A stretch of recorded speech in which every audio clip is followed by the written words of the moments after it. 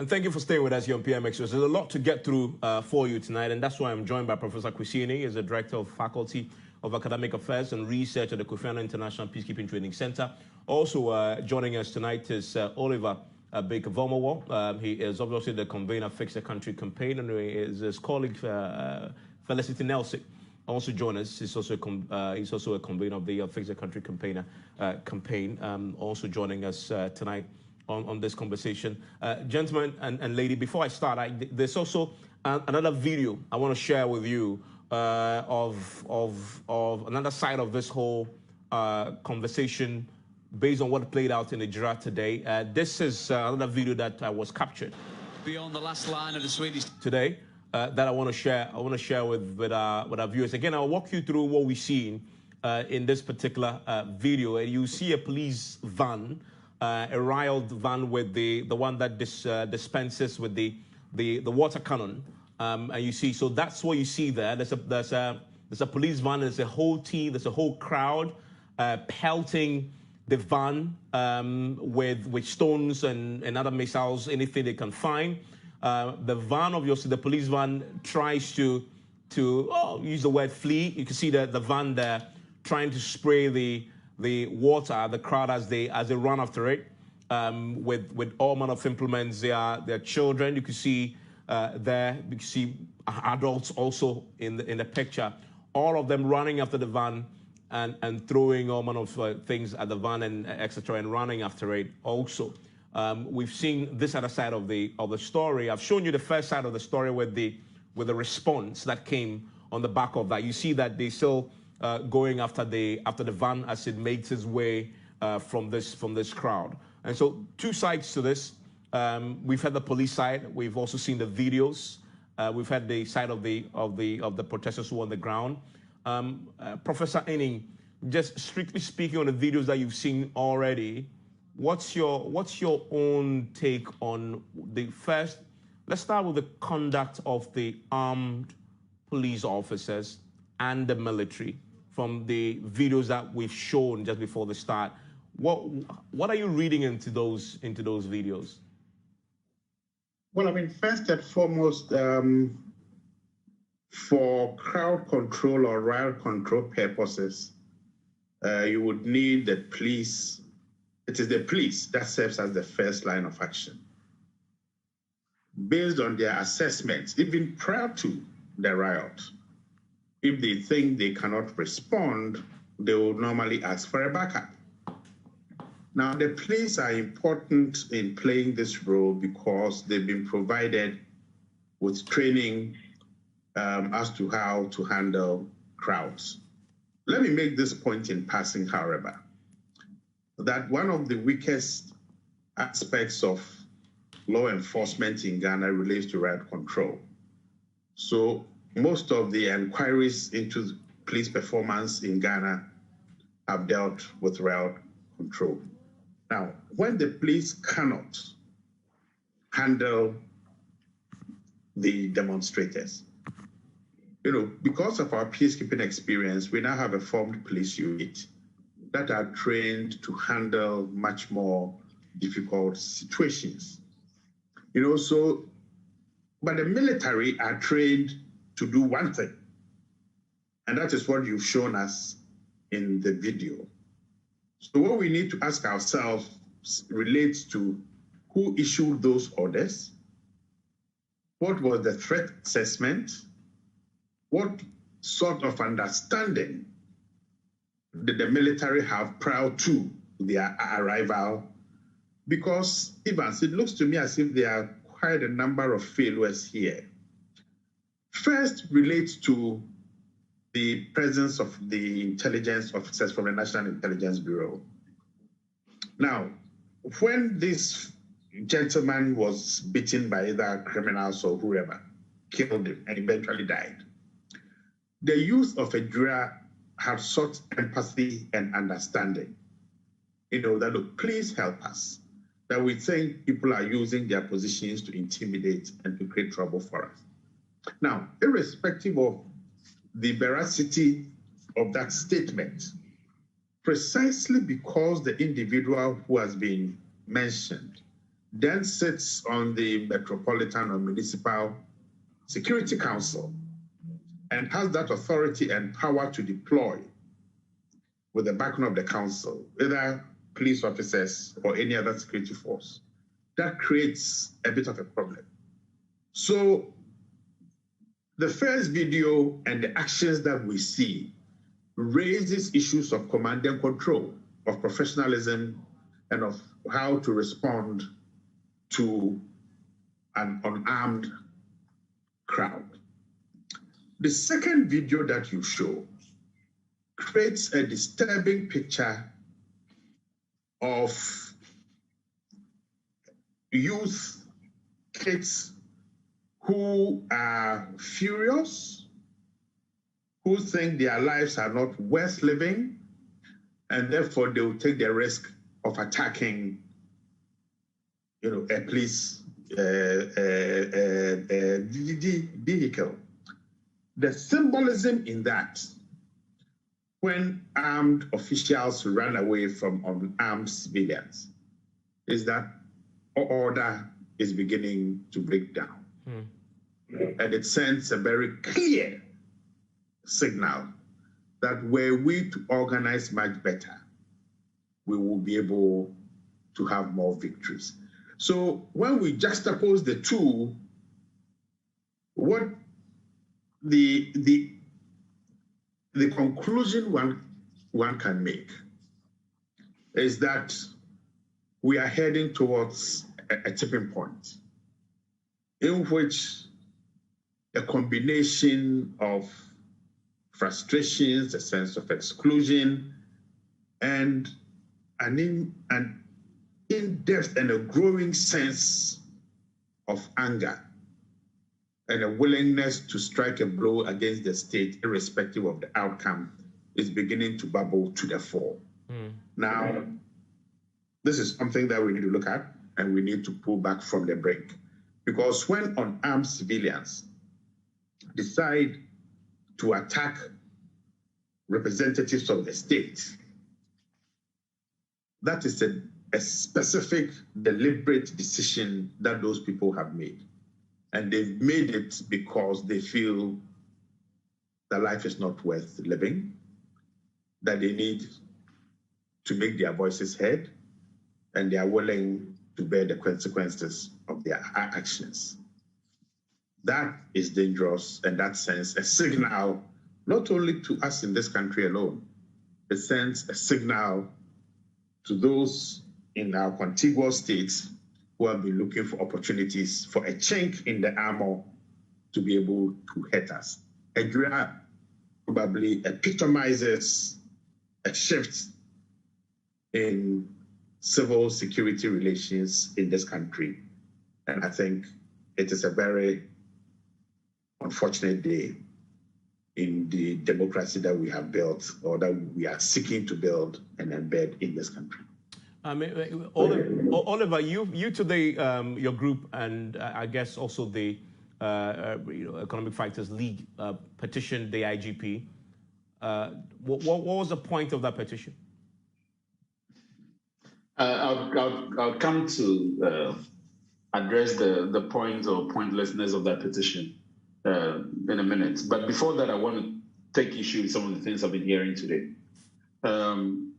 Professor Enian, for instance, talks about a riot, and maybe the language is used loosely, but a riot is a violent disturbance of the peace by the crowd. That's the official meaning of what a riot is.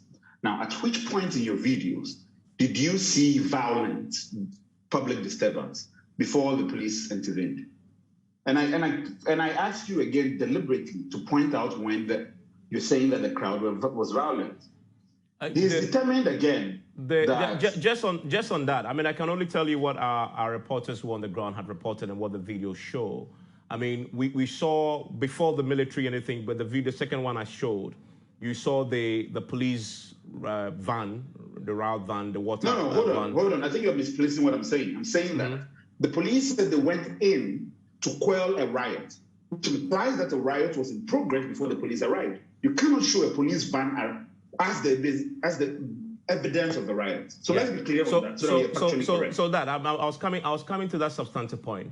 I mean, from what our reporters again tell us, this was a procession on the back of the burial of Saka. I mean, the man who unfortunately was killed, and in that procession, some of the youth in that procession, of course, angry and upset that a colleague and friend of theirs had died, blocked roads. And it was then that the police then, of course, were called in to deal with that situation. That is so then a blockage of the road, not a riot. No, but I mean, I'll jump to the other ideas. Oliver, you know, I mean, I am also drawing attention to this because your language has been seen. No. I mean, allow me I know it's a platform. You can continue however you want it.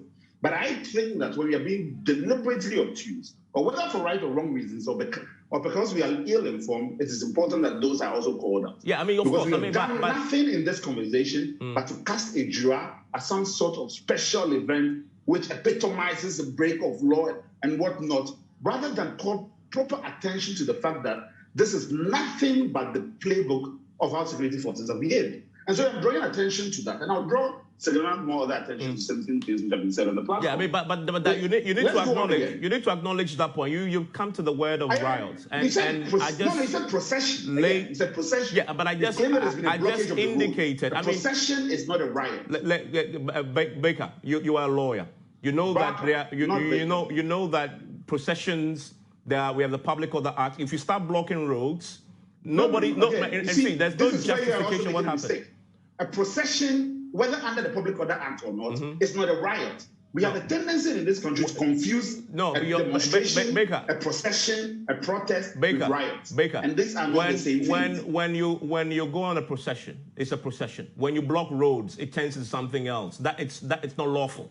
A procession, obviously, the law allows that if you satisfy the legal remit. But once you start blocking roads, you then start straying into other people's rights, because then you are blocking the road. That turns into law. It's not a law and order situation that the police need to restore. The roads have to be open for people to move. That is where the descriptions come in. Can we move on to the other issues that you have? I am not intended to move on, because you have again mischaracterized what I'm saying. A blockage of a road is not a riot. If you think that is illegal, call it illegal blockage of the road. Do not use the words riot, because they paint a different picture. Again, Kuseni has talked about that the fact that we see kids following a police van means that they have determined for themselves that their lives are not worth living. Kids in a republic made that determination for themselves, that their own lives are not worth living. These are kids of poor people. If these were rich people's kids, we would be saying that they have determined for themselves that their lives are not worth living. You have talked about... I've said that. Look, I think this conversation making your point. Your attitude just doesn't make this discussion worth it. So this is about attitude. This is about calling you a function. Let me say a very big thank you. And then this is intellectual immaturity, to be honest. If you feel like this is the reason why you the program, Oliver, you cannot use words like that on my show. As simple as that. Which words? No, you cannot say intellectual immaturity. You can't do that. I mean, you cannot. Oliver, listen to me. You started when, in fact, you're quoting Professor Inning out of context. When you say that he said, excuse me, we all listen to him. I understand with the context in which he was speaking was not what you are currently portraying. He didn't say in the derogatory manner to say that their lives were not worth it. He was making a bigger point about people who feel frustrated with the system, that they believe that at this moment we can take on armed police officers in spite of knowing that that could lead to consequences for our lives. He was making a bigger point, and I wonder why you skew that into making it sound as if he was saying that is my guess. So if you prefer, you cannot do that.